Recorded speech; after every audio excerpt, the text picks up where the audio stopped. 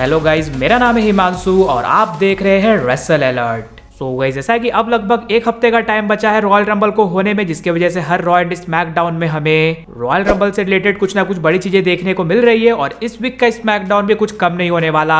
And आज के इस वीडियो में मैं यही बात करने वाला हूँ कि हमें क्या कुछ देखने को मिलने वाला है इस वीक के फ्राइडे नाइट स्मैकडाउन के एपिसोड में। तो सबसे पहली थिंग जिसे WWE ने कर दी है ऑफिशियल, वो है एक singles match LA Knight versus Tama Tonga के बीच। तो आप सब जानते ही हो ब्लड लाइन और LA नाइट के फ्यूड हमें 2 हफ्ते पहले ही स्टार्ट होते हुए दिखी, जब सबसे पहले LA नाइट ने जैको फाटू को एरिना से बाहर भेज दिया। उसके बाद जैको फाटू ने वापस आकर LA नाइट को उनका US टाइटल मैच करवाया कॉस्ट। और लास्ट वीक के स्मैकडाउन में LA नाइट अपना बदला लेने तो आए थे न्यू ब्लड लाइन से, लेकिन उन पर ही हो जाता है अटैक, जिसके बाद वहां पर उन्हें बचाने के लिए आते हुए दिखते हैं हमें ब्रॉन स्ट्रोमैन। जिसके बाद ब्रॉन स्ट्रोमैन और जैको फाटू का मैच ऑफिशियल हो जाता है सैटरडे नाइट मेन इवेंट के लिए। तो जाहिर सी बात है यहाँ पर जब टामा टोंगा का मैच होने वाला है LA नाइट के साथ, तो इस मैच में हमें जैको फाटू भी देखने को मिलने वाले हैं उनकी हेल्प करते हुए। और अगर जैको फाटू वहां पर देखने को मिलेंगे तो ब्रॉन स्ट्रोमैन हमें देखने को मिल सकते हैं उन्हें रोकने के लिए। यानी कि सिंपली कहा जाए तो मैच के दौरान और मैच के बाद हमें काफी ज्यादा केओस मचते हुए दिखने वाला है। वहीं बात चल रही है न्यू ब्लड लाइन से।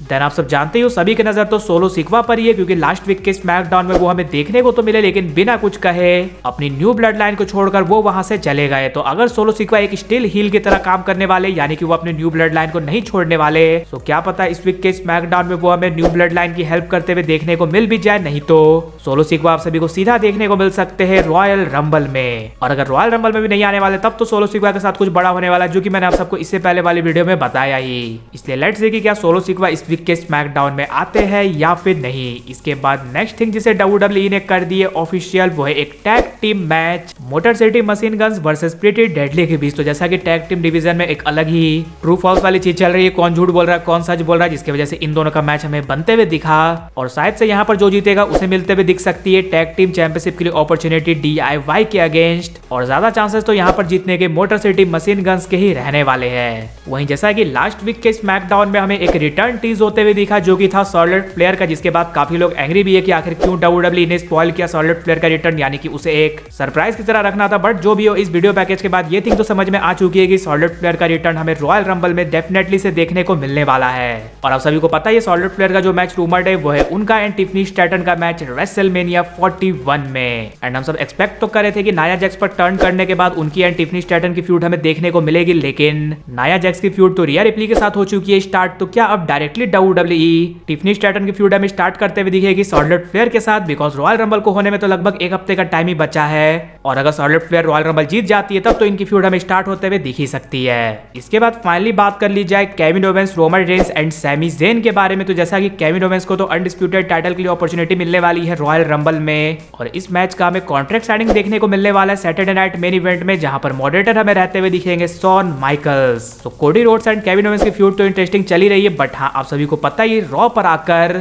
एक ऐसी चीज केविन ओवेंस ने कह दी है सैमी ज़ेन को, जिसके बाद से सैमी ज़ेन में काफी कुछ आ चुका है चेंज। यानी कि सैमी ज़ेन तो एक्सपेक्ट कर रहे थे कि जब भी केविन ओवेंस उनके सामने आएंगे वो उन पर करने वाले अटैक, लेकिन केविन ओवेंस ने ये कहा मैं तुम पर एंग्री नहीं हूं, बिकॉज मुझे तुमने जिस तरह से पहले पास्ट में माफ किया है उस तरह से अब तुमने रोमन रेंस को माफ कर दिया। और मुझे पता है कि तुम रॉयल रंबल भी जीतने वाले हो, क्योंकि मैं तुम्हारे साथ हूं। और मुझे ये भी पता है कि तुम मेरी हेल्प करोगे कोडी रोड्स के अगेंस्ट अनडिस्प्यूटेड टाइटल मैच में। और उसके बाद मेन इवेंट में तो हम सब ने देखा है कि किस तरह से सैमी ज़ेन ने गलती से अटैक कर दिया सेथ रॉलिंस पर। तो यहाँ से सैमी ज़ेन का हिल टर्न तो टीज हो ही रहा है। एंड जैसा कि अब रोमन रेंस तो हमें एक्टिव होते हुए दिखने ही वाले हैं, और नेटफ्लिक्स पर हुए मंडे नाइट रॉ के डेब्यू एपिसोड में केविन ओवेंस ने तो आकर अटैक भी किया था रोमन रेंस पर। सो अगर फिर से Kevin Owens and Roman Reigns आते आमने सामने, तो क्या पता है इस बार सैमी ज़ेन रोमन रेंस का नहीं बल्कि केविन ओवेंस का देते हुए दिखे साथ, जिसके बारे में हम सबने पहली बात की है। यानी कि जो थिंग हमें 2023 में रिपीट होते हुए दिखी, वही चीज रिपीट होते हुए दिख सकती है इस बार। बट डिफरेंस ये रहेगा कि इस बार सैमी ज़ेन रहेंगे एक हील और रोमन रेंस एक फेस। सो लेट्स सी कि क्या इसी तरह से हमें सैमी ज़ेन फिर से लीप करते हुए दिखने वाले हैं ब्लड लाइन को, या फिर होने वाला है कुछ और। लेकिन गाइज आप सब मुझे ये कमेंट कर जरूर से बताना